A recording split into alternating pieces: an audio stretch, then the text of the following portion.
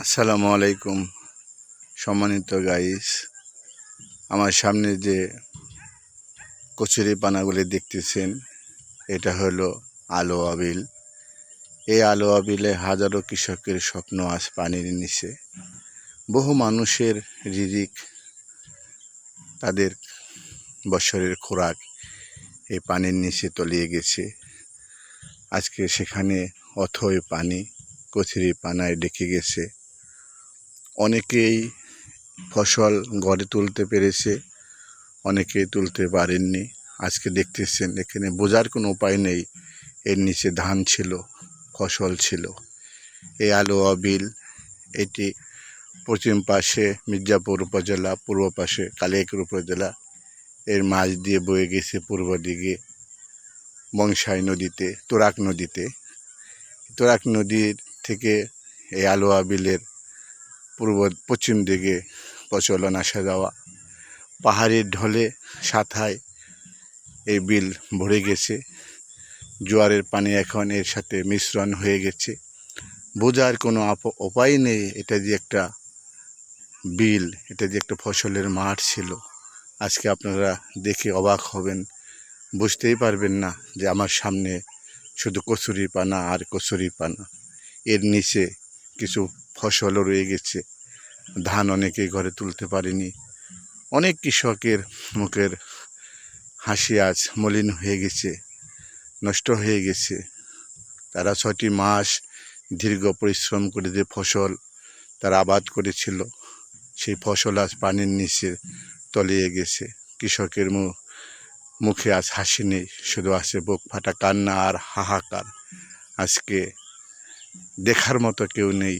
আজকে মানুষের যে দুর্দশা, যে সমস্যা, এই সমাধান কিভাবে কে করবে, কিভাবে লাঘব হবে, একমাত্র আল্লাহ তাআলাই ভালো জানেন।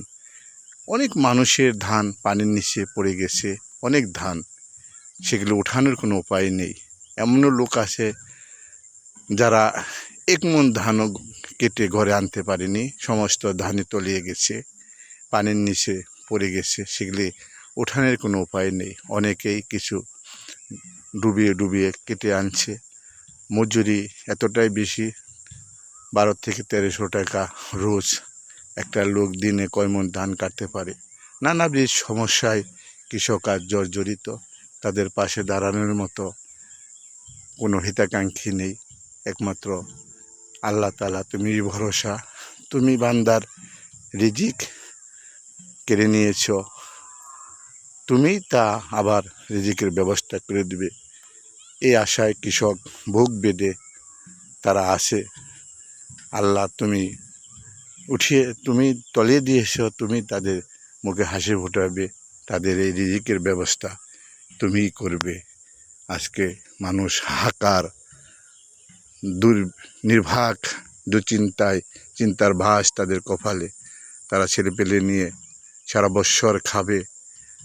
যে ধান ঘরে তোলার কথা ছিল, হুট করে পাহাড়ের ঢলে প্রাকৃতিক দুর্যোগে বৈশ্বিক আবহাওয়ার কারণে পাহাড়ের ঢলে এই আলোয়া বিল তলিয়ে গেছে। মানুষের খাদ্যের সংকট হয়ে যাবে এই আলোয়া বিলের অনেক কৃষকের ফ্যামিলিতে।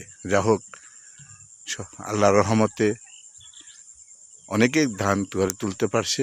তুমি মহান রাব্বুল আলামিন, তুমি সহায়, তুমি রিজিকের ব্যবস্থা করে দিবে, এবং সেই প্রত্যাশায় মানুষ বুক বেঁধে বসে আছে। সর্বময় ক্ষমতার মালিক তুমি আল্লাহ, তুমি ভরসা। আসসালামু আলাইকুম।